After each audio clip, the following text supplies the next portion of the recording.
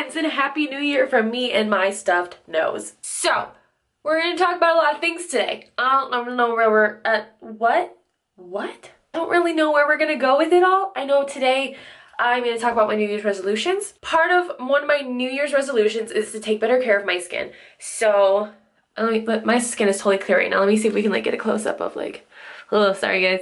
So you guys comment a lot that I have really nice skin, and I think the makeup that I wear just looks good on camera, but I don't really have the best skin. I don't get a lot of acne or anything like that. I never really have, but I have do you see this right here? What is that? That just popped up last night.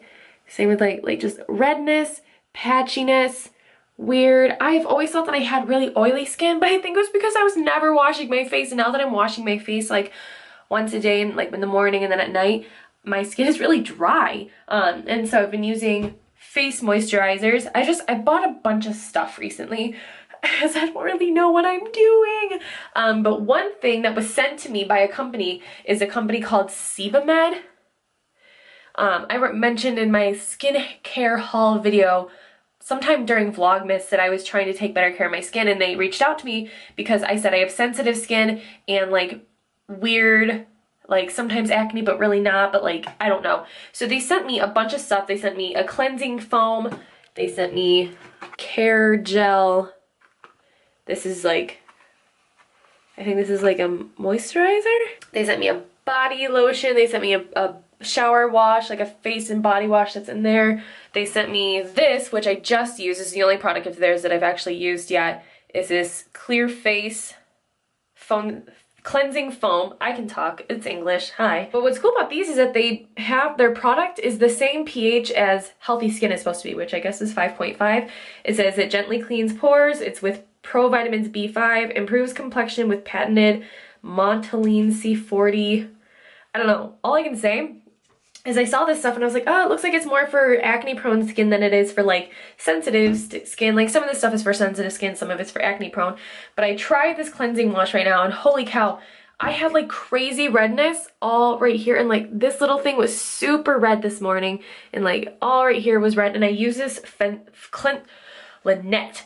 I used this cleansing foam today just now, and the redness immediately went away, and I'm trying to figure out what magical Houdini powers are in this thing that made that happen just now. But that's sweet. That's what I'm finding my problem is. It's just redness, patchy, ew. How many times am I going to show you guys my gross face? I'm sorry. So that's one of my New Year's resolutions, is to take better care of my skin, because in 2013 and a lot of 2014 I was in tanning beds, probably once a week or once every other week.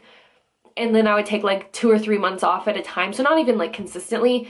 But I know that ages you. I know it's bad for you for a number of reasons, so I'm stopping that. I also would never wash my face for half of 2016. I didn't even own a face wash. Come on, Lynette. I have this stuff. I've purchased a few things on my own. I'm trying out some stuff to have better skin, because especially on your face, you guys, I'm 24. I know that's not old at all, but I know girls just a few years older than me that are already getting Botox and facial peels and stuff like that, because your skin just ages, especially if you take crap care of it I have for the bulk of my life. So we're gonna get together in 2016. It's definitely 2016. All right, wow. That's a lot more makeup than I thought it was. So another one of my goals for this year is to grow this stuff out. Now you guys mostly see either my hair up or you see my hair with my extensions in. This is my natural hair length. Very fine and thin. So my hair has been about this length since I started dyeing it blonde. Now I used to be super blonde, so I would get my hair done every 2 months. I would go get my highlights touched up. But now that I'm not as blonde and I kind of do an ombre type thing, I only get my highlights done 3 times a year. So, and basically my hair's been the same length because it's just not growing longer. I mean, it's growing longer, but I guess the ends are breaking off because I'm getting new growth at the top, so I know my hair is growing, but it's not getting longer. I'm trying to figure out why. So I was talking to my hairstylist the other day, and I kind of had a feeling of why my hair was not growing, but I just talked to her to make sure. And for starters, she didn't think it's because of the highlighting I do, but because I only get it highlighted 3 times a year. It's just not that much damage. But what it probably is first of all, the clip-in extensions that It's my husband just like stomping around our house. Just walking. You can't really do a lot of walking when you're 6'8". Everything is a stomp. So what my hairstylist thinks it is the clip-in extensions that I do. Every time that I like clip them in, I tease a section of my hair and then I put a clip in, and then, you know, later when I take it out, not the best at taking it out, like I'll undo all the clips, like open up all the clips, and then I just kind of like yank from the bottom. I know, if you're a hairstylist, you probably just like gasped. I don't know. But that's always what I would do. So, and I think clip-in extensions in general, since you're kind of clipping them in at the same spot all the time, those just cause damage in general. So I'm kind of down to only wearing my extensions like 3 or 4 days a week at the most, because otherwise my hair is just up because I'm at home, so I'm not wearing them. So one thing I'm gonna try and do is I just ordered some tape-in extensions from the hair place that I got the extensions from last month, the Bala Bella hair. Paid for them with my own money dollars, but I really liked the hair extension company and the prices, so I bought tape-in extensions from them, and I'm gonna try that. Tape-in extensions are like, it's literally kind of like a double-sided tape, and it like, you take some hair and you put the one tape weft under and one, I don't know. I should not be explaining this, but I ordered them to hopefully have my hairstylist put them in for me. Apparently they're better for your hair, and they cause less breakage and are just better for your hair overall. So we're gonna be trying those hopefully this upcoming month.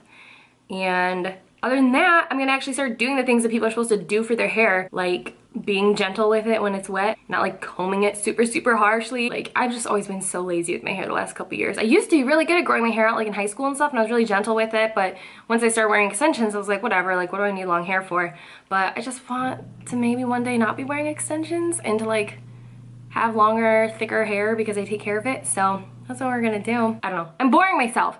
I'm gonna take better care of my hair in 2016. That's what I'm trying to say. I'll be talking more about my other New Year's resolutions, not related to just my hair and my face. I will say though, I haven't really come up with like a fitness related goal, which I'm kind of happy about. I guess for the last like 5 years, I've always had like a weight related goal. Like, I'm gonna get down to X% body fat, I'm going to compete, I'm going to, you know, lose X amount of weight or whatever, which is fine, that's a great goal, but I guess there's so much more that I want to improve in my life and focus on other than just fat loss.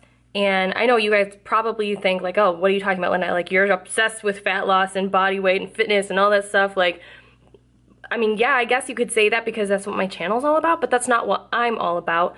And the growth that I want for 2016 is gonna be way more than just fitness related. I guess if increasing the size of my business and my social medias is fitness related, then fine. But like, I can't think of like a specific goal for my own body like that I want to achieve, just because like, yeah, I want to get in better shape. I want to get off some of this extra weight that I'm carrying that I don't want to have anymore. I would like to compete again this year. But the other things that I'm focusing on, such as my business, such as my social media, such as different things of that nature, those are so much more important to me. And like, you know, creating better habits for myself, getting better at time management, stuff like that. I'll go into it later, but that's what's really important to me right now, as opposed to like, oh yeah, this is the year that I get super shredded. This is the year that I get fit and stay fit. Like, that's sweet. Those are great goals if that's your goal. And I kind of have the habits and the things put in place that are gonna take me there anyway. So it's not necessarily a goal of mine. It's just probably gonna happen anyway, and just not my top priority. Honestly, there's just more important things in my life to me right now than being super shredded. So, you guys like my super cool lighting situation? Ooh, lights, tripod, chair, action. All right, guys, so I wanted to talk to you about my New Year's resolutions outside of the ones that I talked about earlier. Here we go. Read books this year. Now, I haven't decided on a number, but I definitely think that when you make a goal, it's good to make it a measurable goal. Like, don't just say like, oh, I want to read more books this year. No, how many books do you want to read? Because last year I read none. So if my goal this year is to read, or actually I think maybe I read a couple books last year, maybe. But if I say this year, like, I want to read more books, what does that mean? That means that by June I could have read none and be like, oh, well, it's fine, I just wanted to read more, I'll start reading soon. It's a lot easier if you say, okay, I want to read 1 a month, or I want to read 2 a month. So I haven't decided a concise amount yet, but I'm kind of leaning toward 15. That's not a lot of books. That's like basically 1.25 book a month or something like that, but I don't have a ton of free time to read books. So I think if I can manage like 1 to 2 a month, that's a good number for me. Another thing that I want to do is focus on better time management. I'm terrible at time management. Like literally every day I set a schedule for myself. Like, okay, Lynette, this is what you're gonna do from this time to this time, then you're gonna do this, then you're gonna do this, then you're gonna do this. I start the day and I'm 15 minutes behind. And then for my next task, I'm like 30 minutes behind. And then by the end of the day, I didn't even get to the last 2 things on my list because I'm like so behind. And I know what it is. It's like, I have not disciplined myself enough to be super focused. Like the work that I do in a day, usually like for my business, usually takes me like 8 to 10 hours a day.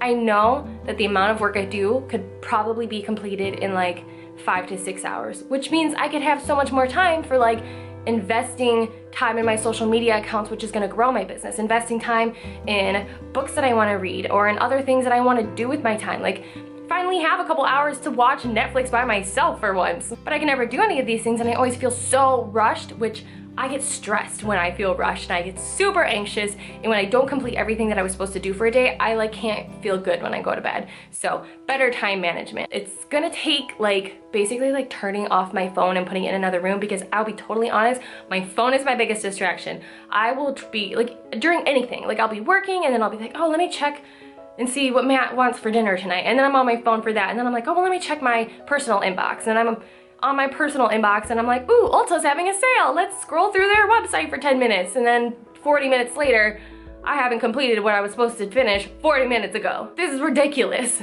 So there's that. I also have a lot of goals for my social media accounts and for my business this year. I'm not gonna share the exact numbers, it wouldn't even matter to you anyway, but I just always wanna continue to grow my business. I've done so much with it in 6 months that I can't even it just boggles my mind every day. And to be honest with you, I didn't even really try that hard to grow everything that I grew. And it just makes me wonder, like, what else could I have accomplished, or how much bigger could my business be if I'd actually tried? Like, if I'd actually worked on networking, if I'd actually, you know, sought out certain companies to you know, sponsor me or to work with me or to I don't know, partner with me. People ask all the time, like, how did you grow your social media channels? How do you get sponsors from companies and stuff like that? And I'm like, dude, I don't know, like everything that I have just like came and fell in my lap. I didn't work for any of it. And that's not meant to be like pretentious, but it's meant to be like, I'm really lazy about a lot of stuff. And I know that if I want to continue to thrive in this industry and I want to make a name for myself, and it's not even about like making a ton of money, you guys, like that's just not my prerogative. Like that's just never been me as a person. I'm not a money hungry type of individual. It's just not me. But I do want to help as many people as possible, and I do want my business to continue to grow because I know that it helps people. And you know, my girls that I work with are not just a bunch of shredded individuals who look super fit and all that stuff, but they're happy girls and they're balanced girls who have found a way to incorporate dieting and lifting into their life in a way that makes sense, makes them happy, makes them feel good. And I love that. I love doing that for you guys. And I just want to help as many people as possible. And so that's my motive behind, you know, growing my social media, growing my YouTube channel, growing my Instagram account, like, is to help people. Because the dollar signs are never gonna, that's just never gonna motivate me. Like every day when I wake up and realize that I've made money doing what I love, I'm like, oh, cool, this is sweet, what a benefit. Because I love what I do. But in order to keep up with the demand and keep up with, you know, everyone and their mother is doing what I do nowadays. Everybody and their mother is on Instagram and on YouTube and doing whatever. If I want to continue to make a name for myself and continue to make myself available for as many people as possible, I have to like work on networking. I have to reach out to other people. I have to stop being like a homebody that never talks to anybody on social media and like whatever. So I want to work on that. And the biggest thing that is so important to me right now, because I know that fixing this will fix so many other areas in my life, is I want to stop apologizing to people for what I do and don't do, and stop letting people make me feel bad for the choices that I make. So much of my unhappiness is because I feel like I didn't measure up to what people around me think. I can't tell you how many times this year people reacted negatively to things I decided to do, whether it was leave one job for another or compete, or, you know, not make time for family or friends because I was busy with building my business, and people made me feel really bad for it. People told me I was doing too much. People told me I was out of line. People were telling me that I was sinning, that I was you know, making fitness an idol, making my business an idol, that I was selfish simply because I was putting my business and my marriage and my relationship with God first. And when I was prepping, I would put my workouts before a lot of stuff. We live in a world where people are so uncomfortable with others who work really hard at stuff, who cross the line of normal and go into a realm of overworking or being really strict and rigid about your goals and sticking to stuff to a T. That makes people uncomfortable. I can't even tell you too how many people on like Instagram and YouTube would critique my workouts and critique how much I work out and critique how much cardio I do and critique what I'm eating. And it was just like, it would weigh on me so much. Even when I knew like what I was doing was necessary, was right for me, I would still feel so insecure, being like, oh, well, that person didn't like what I'm doing. I probably am doing everything wrong. And oh my gosh, like I'm probably so imbalanced and I'm obsessed and I don't even know, like I have no idea because I'm just so clueless. And thank God this person decided to criticize me for what I'm doing because now I'm aware, like dumb stuff. And you know what? I'm never gonna be able to stop those people from criticizing me. I'm just not. They're always gonna do it. And whatever you're doing, people will always criticize you. So you can either get super pissed about it and be like, you guys suck, you guys are the worst, like leave me alone, or you can just decide to brush it off and not let it affect you anymore, which is what I'm gonna work on this year, is just work on not caring what other people think about what I'm doing. And when I look back on the decisions that I made in 2015, you guys, I'm so proud of them. I'm proud of putting myself through a prep. Even if it was the hardest thing I ever did, and if it was kind of unhealthy for me at a time, I'm proud of myself for doing that, and I would not take it back. I'm proud of myself for all the late nights that I stayed up building my business, and all the times I said no to hanging out with friends because I had work to do. I'm proud of myself for making my dreams and my goals a priority over a lot of other stuff in my life.